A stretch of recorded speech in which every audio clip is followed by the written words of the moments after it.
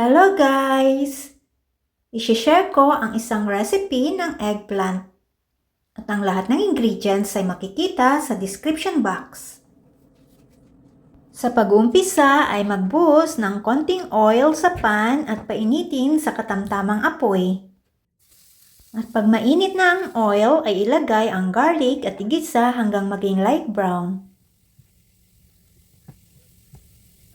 Isunod na igisa ang onion hanggang lumambot.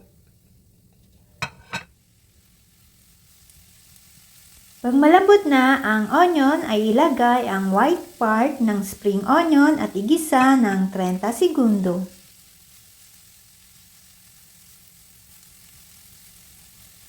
Ilagay ang isang lata ng tuna at igisa ng 1 minuto.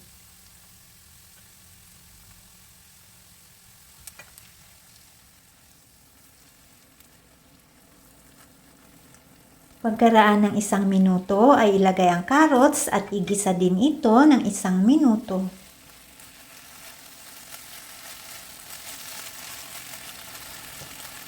Pagkaraan ng 1 minuto ay ilagay na ang eggplant. Haluin bago ilagay ang iba pang ingredients. Timplahan ito ng patis, konting sugar, ground pepper at vegetarian oyster sauce. I-mix ito at lutuin sa malakas na apoy hanggang lumambot. At pag malambot na ang eggplant ay ilagay ang red bell pepper at lutuin ito ng 1 minuto. Saka tanggalin sa apoy at ilipat sa mixing bowl.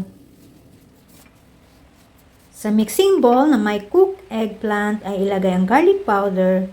Optional lamang po ang garlic powder. Ilagay na rin ang green part ng spring onion, cornstarch, all-purpose flour at eggs. Saka i-mix itong maigi.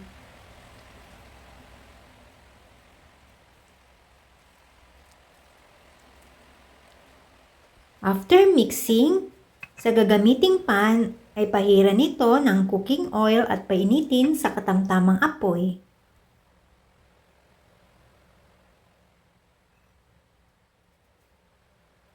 Pag mainit na ang pan ay ilagay ang eggplant mixture.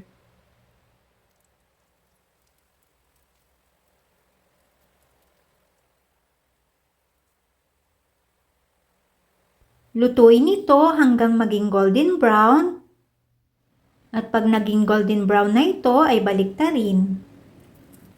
At patuloy na lutuin hanggang maging golden brown din ang kabilang side nito.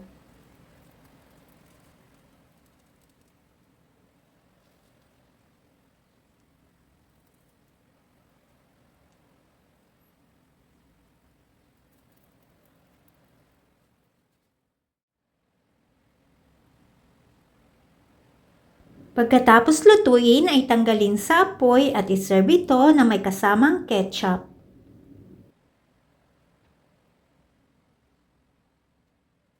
Whoever does not love does not know God, for God is love. 1 John 4 verse 8. Thanks for watching.